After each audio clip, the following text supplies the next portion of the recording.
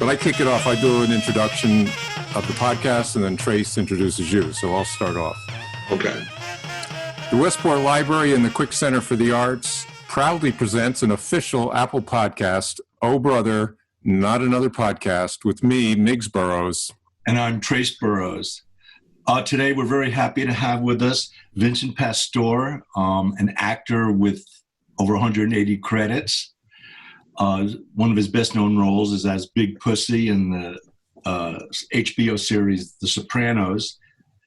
And he's got a podcast of his own called Forget About It, and we'll talk about that later. But before we get into all that, Miggs and me feel like we have 2 degrees from you. So you know how they have 6 degrees of Kevin Bacon? We have 2 degrees from you. And at first I'll tell you mine, and then Miggs will explain his. So I rent a house here. My landlord is Georgianne Walken and Christopher Walken, and she was the casting director on The Sopranos. And Miggs, explain yours. Okay, well, I'll hold something, even though it's a podcast, but we can talk about it. Does this look familiar? Oh, my broccoli wad? Yeah, I designed the package. You did? For John Gennaro. You know John Gennaro, right? Yeah, we went on Shark Tank. That was funny. Yeah. That was cool. You designed that?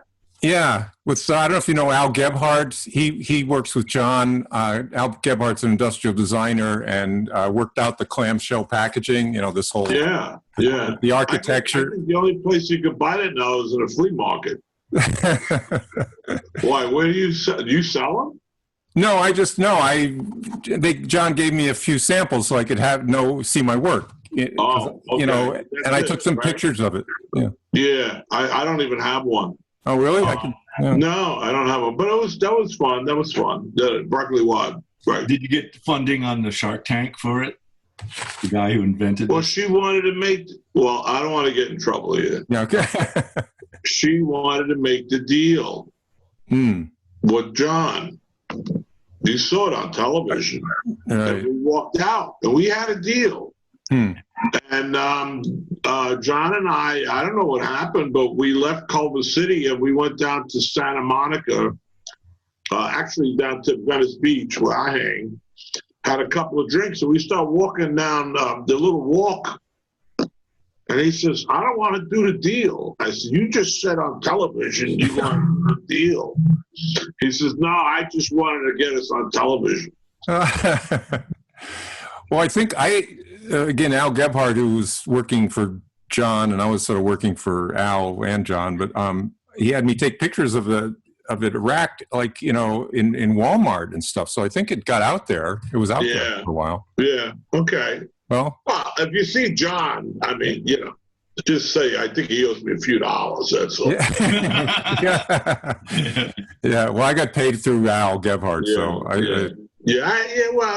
Whatever. I got to listen. I don't want to throw the guy under the bus.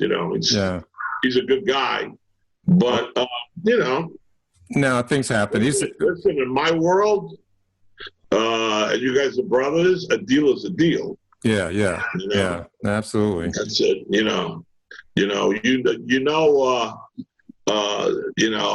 didn't play those characters in all those movies for nothing. I kind of had some kind of a roots. I got rock and roll, but the other side of rock and roll is, you can see it in Piece of My Heart. The Burt Burns story. The other side of rock and roll in the rock and roll business was the wise guys. Yeah. And and that's the way it is. And you were a club owner, or are you? I don't know if you still are. You owned a rock club, right? No. The only club I own now is if I put a play up and I'm standing behind a bar. Oh. I was a club owner. Yeah, I had this vision. I was running a disco, and I had this vision of bringing the Bleecker Street scene to New Rochelle. There were discos and shop beer joints all over New Rochelle. It was like 87 bars at the time. And I had this vision. And I bought this rundown bar from the guy who owned the bar. It was closed for like 2 years. I bought it for $500. Yeah. And I called my partners and I said, we just bought a bar. And they said, what? And they came over. And when we opened up the door, something had died in that bar. And we had to go and now, I bought the bar, but we had to clean it out. Oh. So we went up towards Woodstock and we bought lumber. And we brought the lumber down and we started making it, a country bar, and we called it Crazy Horse. And we had live music from day one. I had Sean Carvin play in my club for $200. I gave her $200. She had Lincoln backing her up. She had Neil Young's drummer. Buddy Miller used to play in my club. David Ruffin stopped in. Daryl used to come in a lot with Tommy Mottola. Steven Tyler would stop in. It was a hip joint, man. Yeah. And then I got out of that, and then I became, the actor. But I'm friends to this day with the musicians that came out of the room, and I know you guys know Harvey Brooks, right? Yeah, we interviewed him. Yeah. Yeah. Yeah, and he used to live here in Westport. Yeah, he's a good friend. Harvey's a sweetheart. Yeah. I was in awe when I met Harvey because, I knew him from Super Session in those days, I knew his track record with Dylan and the Doors. And when I met Harvey, I met him through Stu Cutler. I met him down in the Village. I said, can you come up and play in my club? And he said, but we don't sing. I said, I don't care. He said, we do all the originals. As long as you do Harvey's tune for me, I don't care. And we started having a hip night. I was booking Harvey on a Thursday. Oh. And then I was going down to Bleecker Street to Kenny's Castaway. Oh, yeah. Trace played it. Trace, didn't you play there? Yeah, I did a drum solo. You used to play there, Trace? I did a drum solo. I had an act back in the early 70s where it was just drums and a crazy drummer, like a Keith Moon. On a Monday night? Pardon? On the jam night? What night was it, Miggs? You remember? Oh, I don't remember. The Monday nights were the jam nights. Yeah, And I probably was down on Monday nights, and Lester Chambers from the Chambers Brothers was at the door checking ID, and I said, ain't you Lester? And he said, yeah. And I said, I'm Vinny from the Crazy Horse. He said, well, I'm not working, I'm singing. I said, no, I'll be at the bar. A little embarrassed. He was working the door. And he went up and sang, and he came back, and we had something in common. It was called tequila. And we said, the next thing I know, I hooked him up with Harvey Brooks, and we had a band called the Lester Chambers Harvey Brooks Band. Oh. And it's in Harvey's book. Yeah. No, I read Harvey's book. About that, I don't know. Barron, my friend Barron, sax player, he's got a picture in there also with Stu Cutler. He told me it's in the book. I read this passage, but I got to get the book, Harvey's book, and he's a sweetheart. Yeah. You had a banner. Do you still have one? Didn't you play up at Brother Vic's once? Yeah, I play up there quite a few times. Yeah, I remember seeing that. Yeah, we up there quite a few times. Oh, yeah, I love it up there. Well, Al brings us up there. Al Orlo brings us up there. Uh-huh. Al is up there. He's over at Golden Ponds. Eddie lives up there. Jay Prince is up there. But I think the furthest I've been with the band in your direction is maybe that's about it. I've been over to Buffalo. I played Pittsburgh, and we did Broadway about a month and a half ago. We did we did a show. We streamed the show with my band, and we did it as a fundraiser for Nick Cadero. So, and I'm doing the Wonder Bar next week with Debbie DeLisa down there. We do every Veterans Day. And we've been going back and forth. So what are we going to do? We do Veterans Day. down there, me and Eddie Testa. And she said, we could put together a social distance concert. And she pulled it off. And we could only allow 58 people in there. And they're going to sit at a table. It's like Footloose. They're not allowed to dance. They can smoke pot out down in New Jersey, but they can't dance. So I said, okay. I said, how are we going to pull that off? I got to tone down my music. And I'm not going to tone down the music. You play rock and roll, you play rock and roll. If they get in trouble for dancing, that's not my problem. Yeah. So, you know. So getting back to your acting career, yeah, I guess I saw the real weird thing was before I contacted, the day before, Facebook sending me little video clips of The Sopranos, and it was the scene where you get whacked. So the next day on Facebook, or that same day, I see your story about your podcast, a Facebook story, and then I contacted you. So it was a really weird thing there. But I was curious about, I never saw the Sopranos episode where they talked about how you got that nickname, Big Pussy. What's the explanation behind that? Is there one?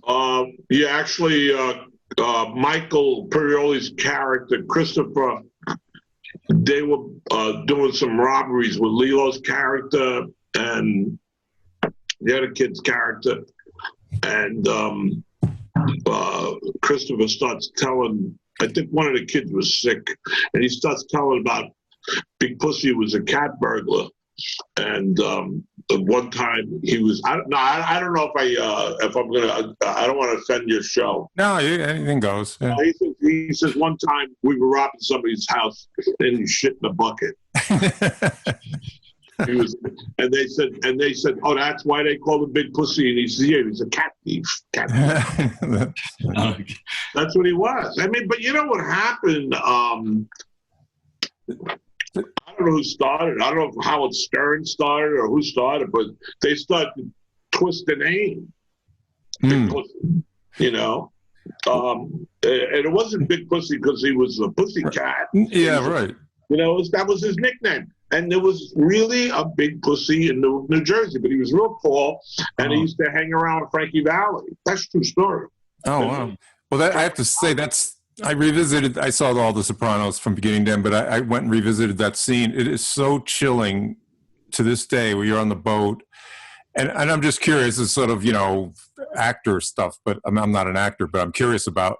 So did you know immediately that you were going to get whacked, or did it sort of sink in slowly? Because at some point, and it's so chilling when you say not in the face, not in the face, that's when you realize you're done. But did you come into that scene knowing you're going to get whacked, or was it a slow? Well, David shot the scenes to help us all in chronological order, which really kind of messed up production. In fact, there was the normal 12-day shoot became like a 15-day shoot. And David wanted to make sure I shot the scene of me walking down the gangplank. We shot that in Monmouth Park in Jersey before we went into the studios in Silver Cup. And there was a makeshift of the interior of a boat, and we were there for 4 days. Really? But the other scenes were out of the way. The scene of me having dinner, what Keith Richards is singing, Waiting for a Call, the scene with me in the bedroom, and Johnny V calls me, Artie Bucco calls me, wants to know who got sick. And then the scene with the guys coming upstairs, and I was worried looking for the wire, and then they shot Tony Soprano, he finds the wire. All that was done. And then David saved all that other stuff in the studio. And it was really, really an emotional trip for little Steven. He was upset. Tony Sirico, who I love very much, was upset. And Jimmy, I was saying to David, what are you got to get rid of this guy for? I'd read. As a business, we're about to make a lot of money, and you get rid of Vinny, and that's what was going on. We knew that show was going to take off, and I love the guys and I miss the guys. But actually, I remember walking down Washington Boulevard. I had just done a movie with Talia Shire. Actually, we were still working on. I was living in Venice Beach, and we were shooting in Westwood, and it was called Pizza with Bullets, with me and Ronnie and Bobby and all these guys. And TMZ came up and he said, "Did you see the episode last night, Big Pussy? What'd you think of the ending?" I said, "What ending?" I was so out of touch watching the show. And then I started, to get caught up. But while I was on the show, it's like, and I was living down the corner here, you can't call me up after 9 o'clock. I don't want to talk to nobody until 10 o'clock. I'm there, And my sister was a pain in the ass. She would call me up and say, "What's going to happen next?" I said, "Wait, Sally, can I watch the show?" She said, "Well, you know what's going to happen next. What's going to happen next?" And God. And then the night they aired the episode that we're talking about, the finale, HBO chased nobody. Georgianne, nobody told the press what the ending was. It wasn't even a TV guide. So I'm down the corner. I'm in a loft, and I got somebody from the Daily News and the New York Post hanging at my house with my dear friend Stormy and my next door neighbor. And I knew what was going to happen, but they didn't. Yeah. And then the next day, I made a full-page article. It was amazing. You can't ask for that. Yeah. So as much as I was upset I wasn't on the show anymore, I did go out with a bang. Absolutely. And I've read that it was the cast was more upset by that department. And there's been a lot of killings, assassinations, cast members coming and going, but they were really shaken by by the way they took you out. Because, we started off together. It was like we went to boot camp together with the pilot. And then you wait for your orders. Oh, you guys are going to shoot 10 more episodes. And then between that season and season 2, I get a phone call. And David said, "Everybody wants to know what happened to Pussy all over the internet, And I said, "Yeah." He says, "Well, Pussy's the real rat because they killed Joe Bonalucco in the elevator. They blamed him. They said he was the rat. But that was a cover-up, I guess. I don't know. I don't know because Big Pussy was the rat." So the whole thing is when he talked to me, he told me the journey I was going to go on, and he said, "We don't know what episode it's going to happen in." So we're over in Italy. They were doing the Italian episode with a friend, Federico, over there. All right. And we're over in Italy, and I was just flown over there. Timmy Curtin said, "Come over with us. We're going to try to do something over there." And they did. They had me walking around. It's like, and Tony thinks he sees me and said, "What's he doing?" I thought he was back in the States. But the reality is, was that Timmy wanted me to go over there. And he thought that was getting cut short of the deal, Mm-hmm. They all knew that show was going to take off. They knew that. But, I had a good journey. Yeah. So isn't there talk, or they're going to do a reboot? It's going to be a prequel or something to The Sopranos? That whole business? That's made already. It's called The Saints of Newark. Oh, really? That's in the can already. And Jimmy's son, Michael Gandolfini, plays Tony Soprano as a kid. Is there a little pussy in there? a tiny pussy. And he's not a bad kid. David Chase gave him my cell number. This is true. Really? And he called me up. It was on a Tuesday. And he said, "Vinny, this is Samuel. He's from Texas. He's half Samoan and half cowboy. I don't know why they got him to play me. Because when I was young, I was 150 pounds. I wasn't, But anyway, it's all good. Then I get this heavyset kid. And I said, David, he said, "David wants me to hang around with you." I said, "Okay, come to my acting class tonight." Where? HB Studios. Now, he didn't know that when he walked in, little Stephen was going to be sitting there with Maureen.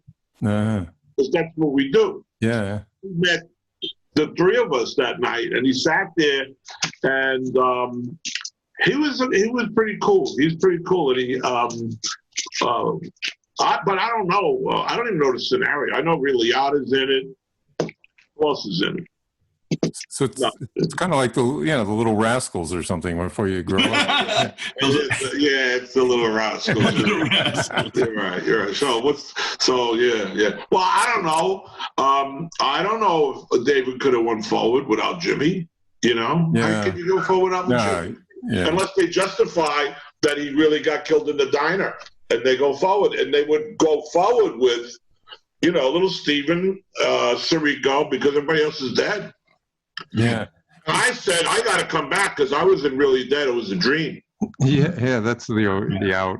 Well, I threw that in a couple of guys' faces, but what are you gonna do? Speaking of Little Steven, because I listened to, we should plug your podcast. It's Forget About It. You should spell it, because I think just when you say forget about it, most people aren't going to know what to look for. So, You want me to spell? yeah, can you? I'll spell it. I'll spell it.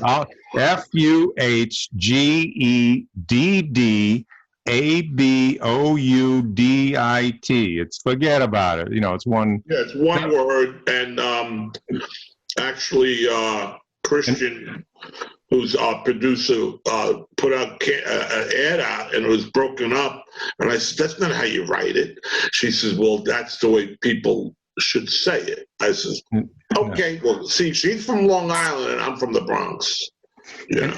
And you do it with Goomba Johnny, but so this is kind of a spelling question. So I know Goomba it's a friend, right? In Italian, you're my buddy, but online it's spelled Gumba. Johnny Goomba Johnny is Goumba. Is there variations on? Can you be a different Goomba, or is that a different meaning? I think it's the person who spelled it. Like sometimes people spell Vinny. Oh yeah, which is the real nickname for Vincent.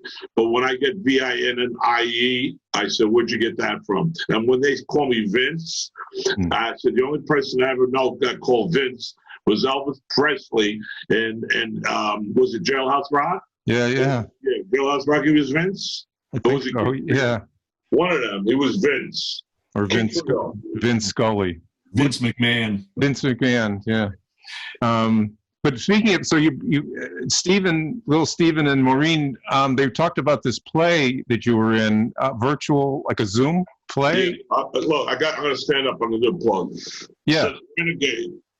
Oh, cool. What is it called? Renegade Theater. Yeah, that's the name of Steven's company, and Maureen's company. Me and Maureen formed the company, and Steven gave us his blessings he said, use Renegade because that's his production name, Renegade. So this is Renegade Theater, which is an extension. So we got Steven involved with doing some acting with us. We did a fundraiser, Maureen and I, for this guy, Jack, who died. He was with the company, and I got Steven on stage, and he started to get the bug again. Mm-hmm. So the next thing I know, he's directing me. I don't love him, but Will you teach acting? Were you his acting teacher too, or am I Steven's acting teacher? Yeah. No. Steven told me, Maureen told me that Steven taught Val Kilmer the role, how to act Jim Morrison in The Doors. Oh, really? And I just did a movie with Val, and Val said, "Yeah, I love Steven." Oh. So he was his acting coach. Oh, that's interesting. I never knew that. No. I didn't know. There's a lot of things about Steven that I never knew until you start talking to him. Like, in my podcast, I said to him, "So tell me about the history of Stone Pony. How did that all happen?" Oh, that was great. Yeah, the Asbury, why Asbury Park. Hiring bands with original music. And I said, "Well, I was." He said, "Well, you owned your own club." He said, "But these club owners didn't do it." So they went in and they started working for the door. Then he told that story, Yeah, and the crowds kept growing and growing and growing. And then, there was the Jukes and Bruce and everybody started piling in. Yeah. They were coming out of that. But when I had my club, the Crazy Horse, I would go down and I brought Lester and Harvey down there. They didn't do the Pony. They did Mrs. J's next door. And I was down there with the Bangs one night, one of my bands, and Bruce showed up when he was doing dancing in the park, and there's just a lot of stories at Asbury Park that like that's why I can't wait to go back to play with my band on Veterans Day there, because it's the home of rock and roll to me. Yeah. It ain't Cleveland. Yeah, a lot of people. Yeah. So outside of The Sopranos, what's your favorite role that you've played in all those? There's so many. I talk about it. Angelo Ruggiero in the version I did of Gotti when I'm on Asante. Because Armand is he's a method actor, and when I went in and I auditioned for the part, and I got the part from Robert Harmon, the director. I got beeped. We had beepers back then, and I was sitting in a bar drinking, and my agent said I had to go to payphone. I said, "What's up?" He said, "You got Armand Asante waiting for you." I said, "Where?" He said, "Down at the casting office." I said, "I didn't know." He says, "Who told you to leave?" I said, "The director said you got the part." He says, "Well, you got a problem. You don't have the part. You got to go see him." So I was half in the bag. I got on the subway. I got off at Varick Street. I went up, and he was sitting at the end of the table, like Gotti. And he was sitting there. And he said to me, "Where you been?" I was uptown having a drink because I thought I had something to celebrate about. I knew where he was going. He said, "Well, what do you mean?" I said, "Well, I thought I was going to Toronto with you." He says, "Who said?" I said, "He did." He says, "No, I make up the decision." And then he said, "Do you know Sirico?" I said, "Yeah." He says, "He's coming with us." I said, "I heard all about it." He says, "Oh, okay. Well, but look," and he goes to Robert Harmon. Vinny's got to come up a week ahead of time. He's got to get into character. And I was hanging out with Armand every day, every night, going out. He was John Gotti up there. We were sitting at the tables. Wow. And I was learning his process. And by the time we were ready to shoot, so much of it became improvisation. And, and when you work with Quinn, and you're Anthony Quinn, and you improvise with Quinn, it's like, okay, do I belong here? And, 2 years ago, I did Bullets Over Broadway at the Algonquin Playhouse up in Maine, with Sally Struthers. And they put me in this dressing room, and I'm looking up. It was this, I guess they had plays back there since the 30s. And I'm looking at Anthony Quinn picture. And this when he did Streetcar. He went on the road with Streetcar named Desire. Sure. Wow. No, big time. Yeah. That's amazing. I'm looking at this picture, and I called the guy who owns the theater over, and I said, "This is really strange." I said, "Was Quinn in this room?" He says, "Yeah, he did a lot of plays up here."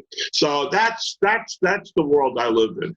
Yeah. That's what I enjoy, Well, that's got to be gratifying. That's what I enjoy.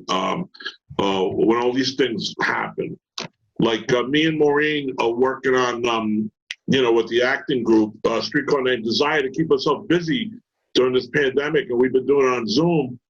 And I tell the actors, Elia Kazan came from New Rochelle. He lived up the street from my father. I mean, I don't know if this means anything to them. When I did On the Waterfront in the matinee, my father Johnny was sitting in the 4th row, and at the evening show, Elia was sitting in the same seat. And I don't know if this is going over their heads. And then I go, when I was doing Godfather 3 and I was putting Elia Wallach in the car, Coppola came over and Elia says to Francis, "We got to hurry up. We got to get to Ilia's party." And I said, Kazan? He says, yeah, but you can't come. Oh, geez. So I got my own stories. Oh my, that's amazing. Yeah. Well, we should plug. Let's let people know where they can find your podcasts. Are on Apple Podcasts like ours. It's on Google Podcasts, Spotify, Stitcher. Facebook is at Forget About It Pod.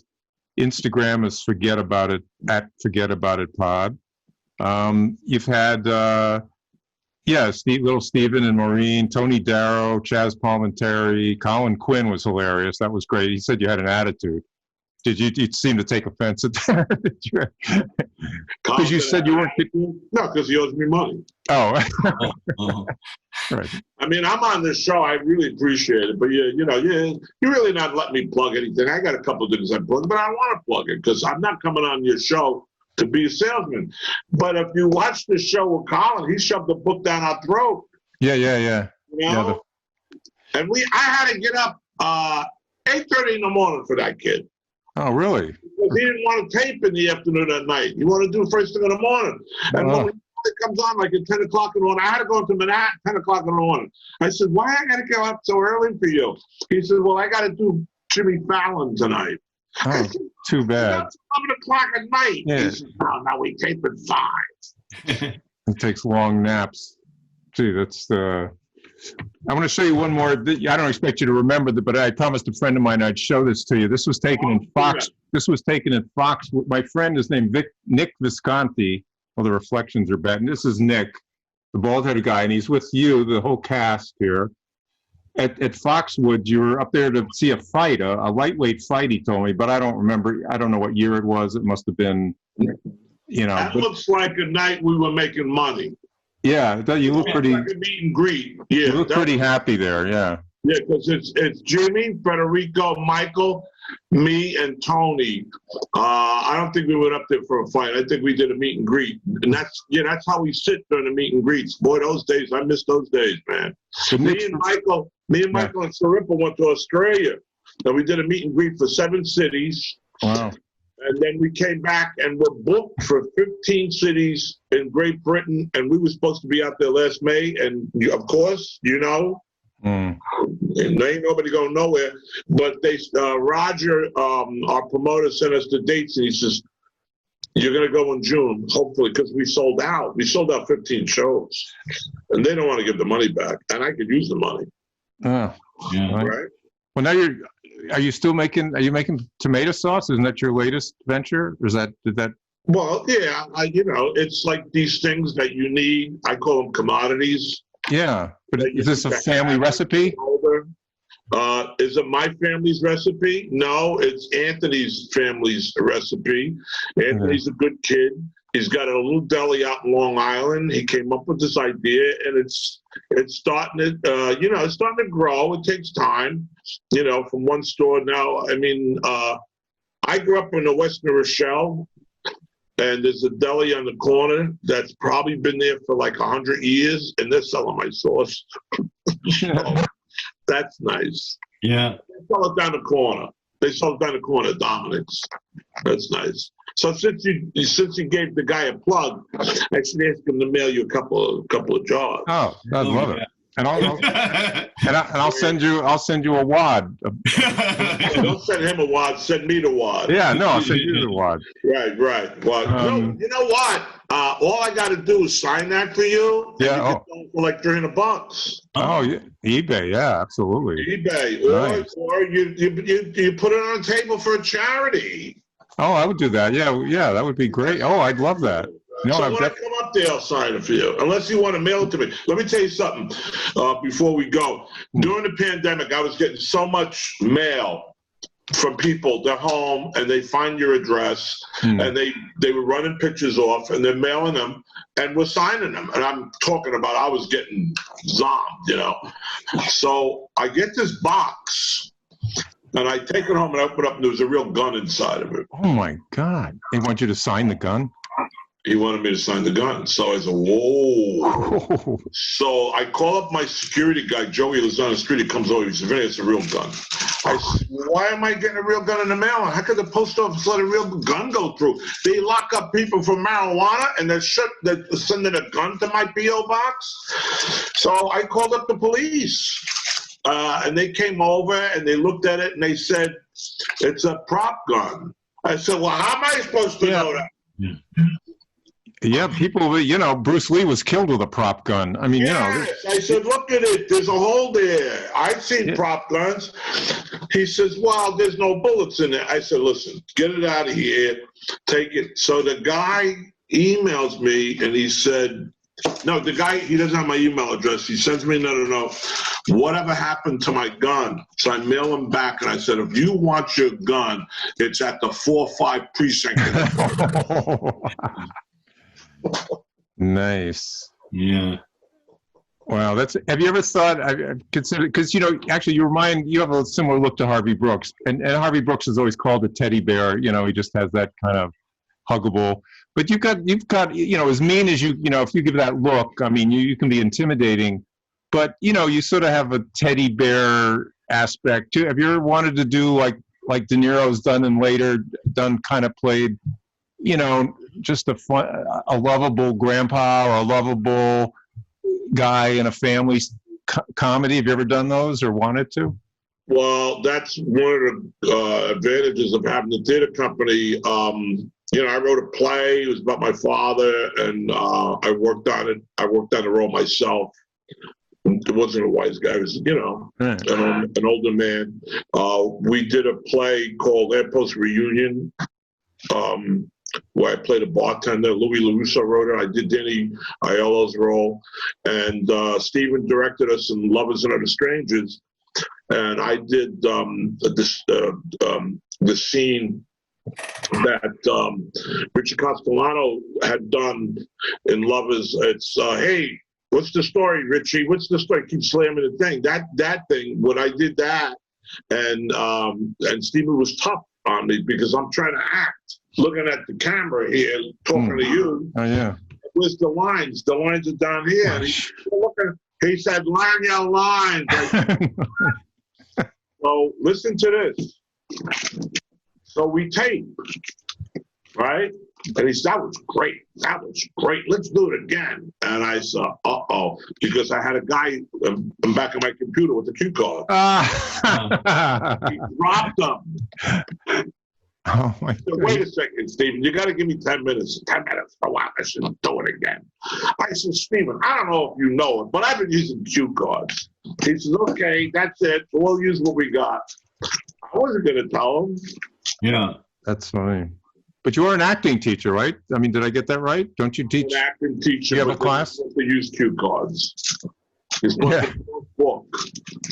When you teach acting to young, I imagine the younger, whatever, anybody. I mean, what's the general approach? Is it you said, are you with the Herbert Bergdorf Studios? Yeah, I'm down there. Yeah.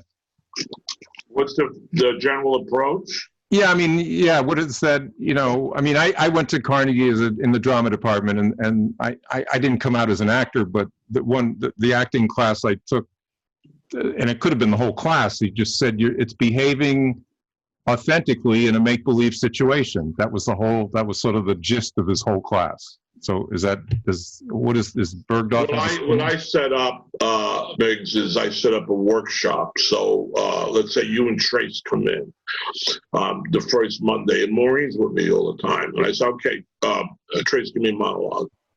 And you give me a monologue. And then I said, Miggs, give me a monologue. I said, oh, you guys are good together. Okay, go home, come back next week with a scene. Read it.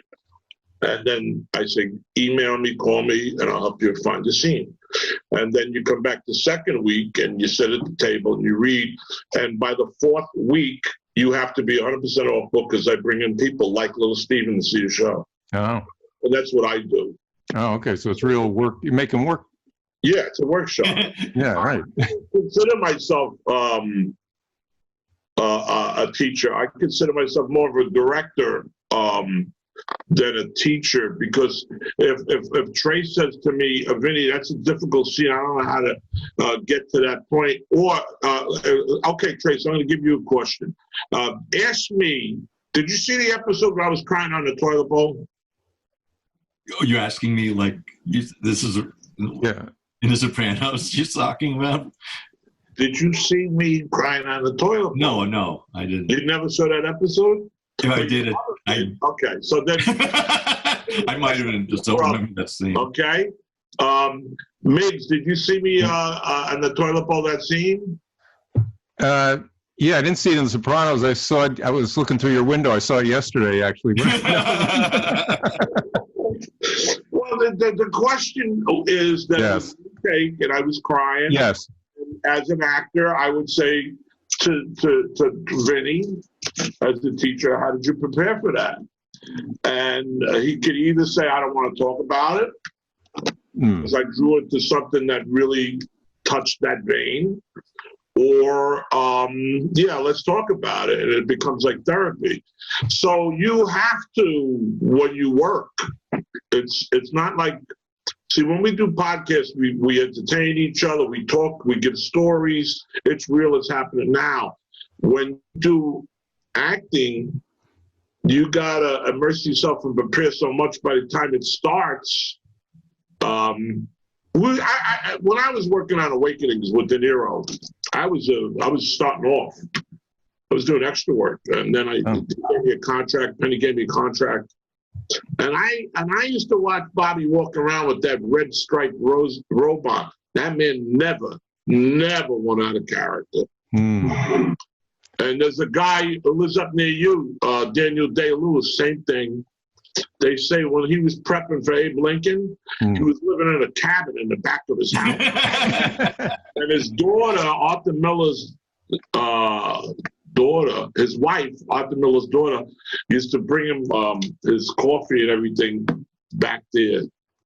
Yeah, I've heard there's other actors that I've heard just can flip a switch. You know, they can be crying and sobbing, hysterical, and then it's like cut, and then they're totally fine. They're telling jokes, and they're, you know. Anthony Hopkins, I heard him interviewed once. Yes. He says, when I'm doing that serious part you saw me in that movie, he says, I'm thinking about my tires need to be changed on my car. Like he thinks of like really, it's so easy for him based on that, you know. Come back in. Well, that's like Robin Williams. Robin Williams was, he could come out of it and then he would come back into it in a second. And we were working on Awakenings. That used to really bother De Niro, that Robin would fool around in between takes, tell jokes and shit. Yeah, everyone has their own method. And they have this struggle. And Robin's glasses are supposed to go flying, and Robin put up his hand, and he broke De Niro's nose. Really? I saw De Niro become Jake LaMotta, and he, why'd you do that for? Yeah. They shut us down for 2 weeks. I don't care. I felt bad for Bobby, but I got paid for 2 weeks because we were on hold for that scene. But when I watched the scene, I remember when Robin hit him in the nose, and Peter Boghousy, stunt coordinator from Sopranos, was a stunt guy. You know, it ain't easy. You know, it ain't easy.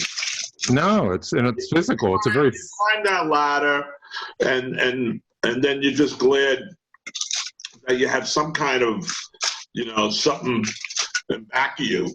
You know. Yeah. You know, you have something back you, yeah. But people don't realize, you know, it's a physical, not just when you're in a physical situation with somebody, but just physically, you know, emotionally and physically. I mean, your body, like they say, is your instrument. I mean, you got to do, you know, you got to know whatever, how to, you know, body movement and everything else. Or you got to be like me and all my guys. We call ourselves street actors. We came from the street, right. And that's what we use. So is it hard for me to play a doctor? I don't think I'd ever get a part in my life as a doctor. You know, yesterday I was watching Bogey, and because I'm a TCM, that's all I watch. And I'm watching him play, first he played Roy Earl, which was High Sierra. And they ran Jack Palance's version with Stella Stevens the night before, which was I Died 1,000 Times. So right now you see Bogey in High Sierra with Ida Lupino, and then they played Petrified Forest. He played Duke Mantee, which was really a play, came out of the city. Petrified Forest, that was scary. Watching that movie, but he stole the movie. He didn't do much at all. And the guy, he wasn't a gangster. I think he went to Harvard or something. I know. The same thing with Edward G. Robinson. Edward G. Robinson was a gentleman. And another guy, one of my favorites, Paul Mooney. These were educated guys, but my guys, me, Sirico, Chuck Zito, Johnny Sachs, all these guys, we're street actors. You know, we started, some started earlier, a lot of us started late in life, and we apply what we knew back then, we put it into now, and we incorporate it, you know. It makes it more authentic, like we were saying. I mean, you can't fake that. You have some kind of a knowledge. But you wonder, you were saying before, I could see you playing like in a sitcom, an old man, everything like that. I mean, there's nothing out there right now, man. Yeah. There's nothing. I got a text from my manager. You may have an offer to work with George Clooney. Yeah, when? When he gets divorced. When? I mean, you can't go nowhere. No, it's. Well, where can people, before we wrap up, where can people see the Renegade Theater? Is it online, or do you have to tune in? Okay. Yeah. Just go to YouTube, look up Renegade. Oh, okay. We did something for Halloween the other day. Maureen just put up scenes from a play called Closure. I threw up something, which is really not Renegade. I threw up something from the class. So we put it up.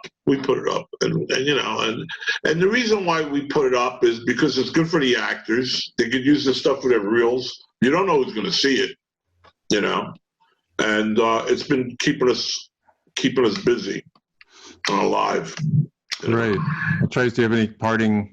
No, just thanks a lot for coming on the show. There's a lot of great stories there. Yeah, it's fantastic. So I don't know if you and Trace have been communicating. If you really, one more story I have to. Yeah, please. So Harvey used to be in a group called the Fabulous Rhinestones. Oh yeah. With Cal David. See, I know my stuff. Yeah. And they had a song called "What a Wonderful Thing We Have." It was great. And that used to be me and my ex-wife's song when we'd go to Woodstock. Right? Oh, yeah. So I found it on the internet the other day. And I put it on Facebook. And I don't know. I said, for Nancy. Huh. And so she tweeted me back. And she says, where'd you find this song? Music keeps us, you know, together, man. Connected, yeah. And that's the Rhinestones, and it's all cool, you know. Yeah. Right, guys? Absolutely. Right. Oh, yeah. And Miggs, anybody ever tell you look like Bruce Dern? No, but thank you. I love Bruce Dern of the movies. Silent Running was, I think, the first. Was it Silent Running? Was the first movie he made where he's in outer space? So, yeah, he's great. Thank you. Well, did you ever see him in with Nick Nolte? Was it Nick Nolte? No, with John Voight, Coming Home. Oh yeah. Oh yeah, he's a great actor. He's wonderful actor. Jeez. Okay, Trace and Miggs, maybe we could do a Zoom online acting lesson. I don't know. I love anything you want to do, and since you've been communicating with Trace, you know, I will send you to this to get autographed, and I will promise to offer it to a charity as a fundraiser. Yeah. Let me sign it and send it back to you with some pictures. That'd be great. Yeah, that's all. They would love that. Okay. All right. Okay. So you guys are brothers and you don't fight, huh? No. Well, we're too far apart. Why? Where are you, Trace? No, I live up in Reading, and Connecticut, and Miggs is in Westport. Yeah, we're 25 minutes away. It's not that far. Miggs is close to me. You're in Westport, and you're up there. My brother lives in Southbury. Southbury, yeah, north of me. Yeah, that's north of you. He just got out of here. He went to Danbury, New Fairfield. Now he's up there. I love Connecticut, but it's hard for me to get to work from Connecticut. When I went to rent this small house, Georgianne Watkins tried to sell me on it, said, Robert De Niro slept here. And it must have been before he started out, like his first part, because it's this very small, modest. No, it probably stayed there when he was doing Jackknife. Oh, it could have been, yeah, right. It could have been his little. Because they shot it up there. Oh, okay. No, that's right. Yeah. What, you slept in De Niro's bed? No, I brought my own bed when I got divorced, and I had. She's a wonderful woman. I just, I looked at about 10. It was a long story, but I had to move out of my house, and I looked at about 10 places, and I had to make a decision right away. And I just felt at home at this house, and the realtor says, "I can't tell you." I said, "Who's the landlord?" "I can't tell you." I said, "What do you mean you can't tell me?" And she says, "Well, it's a celebrity." She said, "I can't tell you who the celebrity is." And then the day that I went to sign the lease, Georgianne came, and that was the So we're all connected. celebrity. Yeah. That's nice. It's amazing how. Well, if you want some, I don't know if I'm 100% right or correct on this, but I heard that she met Chris when he was doing Deer Hunter. When he was doing what? Deer Hunter. Oh, I just read that it was like on Broadway or something, because he was a dancer early on. Yeah. Oh, so it was before Deer Hunter? Probably. Yeah, it was before Deer Hunter. They did some, I don't know what play it was, I forget. But I forget, she was a dancer too, or she had some position in the theater at that time. Yeah. And her and Sheila Jaffe, Sheila's a sweetheart. She's got a foundation with Mark Wahlberg and Run DMC. It's called Camp Felix for adopted kids. Oh, that's nice. And we do that. And Sheila is a doll. And Sheila, after Sopranos, for me, she gave me a lot of work. That brings. I have one more question that I went to. What does people want to know? What does a casting director do? Do you audition for the casting director, and then if they say "I like you," you got the part, or are they sort of? It's a process of elimination. Go see the casting director. First, I got to see Miggs before I can meet Trace. That's all. Oh, okay. And then I go see Miggs, and then you say to Trace, "I got this guy Vinny," and then Trace says, "Okay, let me see him." It's 1, 2, and then if it's a big role, then we got to go in front of like a bunch of people. Okay, so I'm sort of the screener. I make sure that they're only seeing good people. So yeah, oh yeah. Oh no, yeah, right. Otherwise, they're gonna say, "What are you doing? Go home. I can do a better job than you." But I tell you what, Georgianne did. This is a true story. After season 1, she called me because I don't even remember working on computers so much, and she said, "Vinny, I need some actors. Give me a list of your friends." And she used these guys. Really? Audition, who got a union card, who got this. She used these guys. My dear friend Anthony Rubistello wound up going on the show towards the last few episodes, and he became Jimmy's driver. She was good about that. She always gave the actor a break. She was always good about that. She still is good about that. And so I got nothing to say. I got nothing to say bad about Christopher Walken. Have you ever been in a movie with Walken? Christopher? I did a reading. This is true. I was down in Asbury, Atlantic City, doing a meet and greet, and Georgianne called me up. She said, "Where are you?" I said, "Atlantic City." She says, "Well, can you be at De Niro's building tomorrow morning at 10 a.m.? I said, "Yeah." She says, "I have. You're going to read with Bobby." I said, "Send me the script." She says, No, you get the script when you show up." "I'm going to be there?" I said, "Yeah, I'm going to be there." And who was on stage was Bobby, Rene Russo, Joey Pants, Christopher, Chaz, Tony Darrow, me, and I think it was Debbie Meza, and we read this script. And after we read, Bobby was nice to me, everybody was nice, blah, blah, blah. And Christopher just walked away. I don't even think he said goodbye to anybody. And he just walked home. I saw him walking because I was driving down the street and I said, "You want to ride?" And he said, "No." He wouldn't even get my car. Yeah. He's like that, you know. Trace does a great Christopher Walken impression. I'm not doing it. I'm not He's doing not it. okay. He's not doing it now. Then I'm not getting off the podcast. Oh no! Like no. Give me forget about it, like Christopher Walken would say. Oh no! I need to practice. Sorry. Sorry, I didn't mean to put you on the spot. You could email him. You could email him your little animation of it. Oh, I did an animation. Yeah.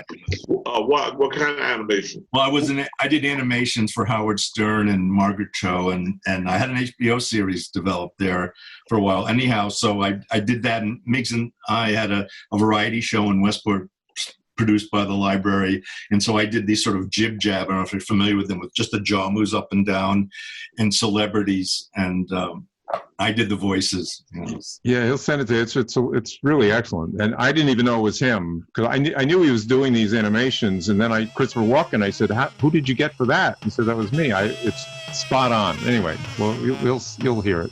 Yeah. Okay, guys. Well, thanks so much. This was great. Thanks a lot. Yeah. Thanks a lot, guys. Be good. Thank you. Great pleasure.